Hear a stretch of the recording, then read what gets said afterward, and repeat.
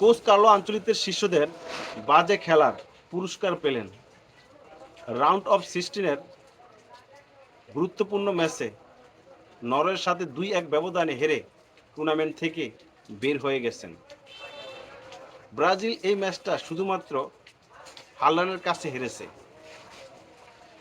Haaland এই ম্যাচের মধ্যে জোড়া গোল করেছে।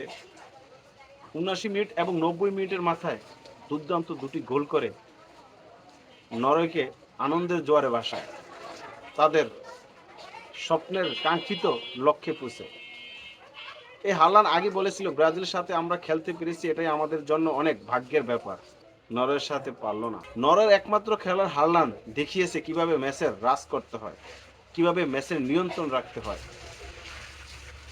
ব্রাজিল এই দলের মধ্যে সবাই বাজে পারফরমেন্স করেছে, এটা বাজে পারফরমেন্সেরই খেসারত। কোচ কার্লো আঞ্চলিককে আপনি কতটা দোষ দিবেন? ব্রাজিলের এই অকুশল দলটা গুছিয়ে এনেছিলেন কোচ কার্লো আঞ্চলিক থেকে। ব্রাজিল নরওয়ের সাথে ম্যাচের মধ্যে ওই 14 মিনিটের মাথায় হেরে গেছে।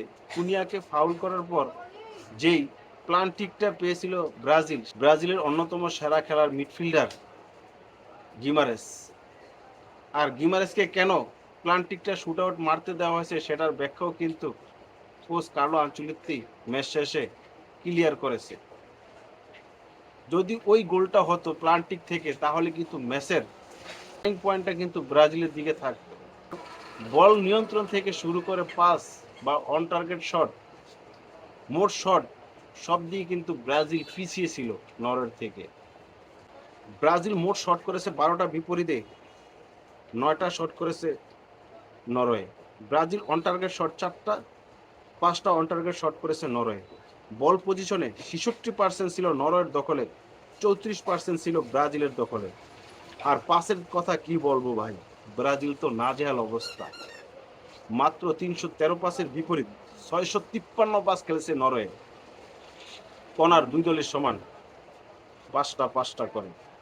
অফসাইড একটা করে, এবং ফাউল করেছে ব্রাজিল 7টা, বিপরীতে নরওয়ে করেছে মাত্র 4টা। ব্রাজিল সর্বমোট 5বার মুখোমুখি হয় নরওয়ের সাথে।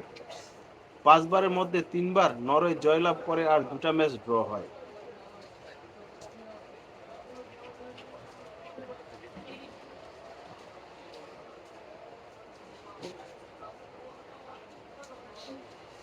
উনিশশো অষ্টআশি সালে প্রীতি ম্যাচে 1-1 গোলে ড্র করে।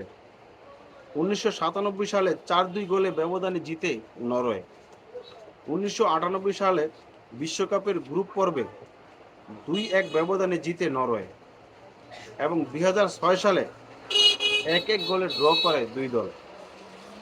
সর্বশেষ 2026 সালে 2-1 ব্যবধানে ব্রাজিলকে পরাজিত করে।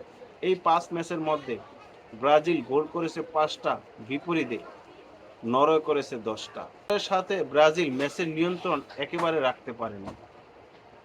বদলি প্লেয়ার নামিয়েছে, খেলোয়াড়দেরকে চেঞ্জ করেছে, কোনো কাজই আসে নাই ব্রাজিলের কোচ কার্লো আঞ্চলিকের।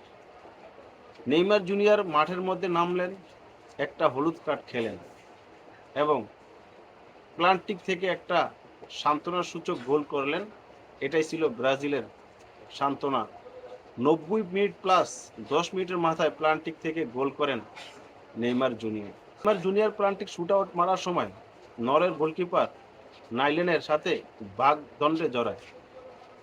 আর গোল করার পরে নেইমার জুনিয়র যেভাবে উদযাপন করলো সেটা ছিল দৃষ্টিকটু। নেইমার জুনিয়র ব্রাজিল দলের অন্যতম সেরা খেলোয়াড়।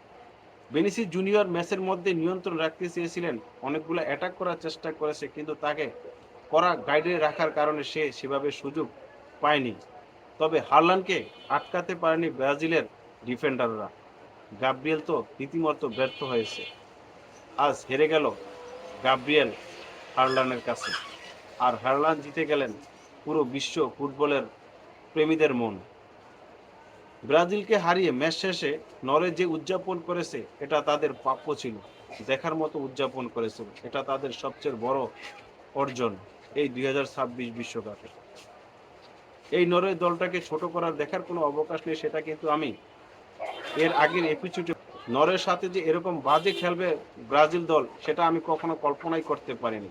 ইউরোপের কাছে টানা হেরে ব্রাজিল একের পর এক বিশ্বকাপ থেকে বিদায় নিচ্ছে।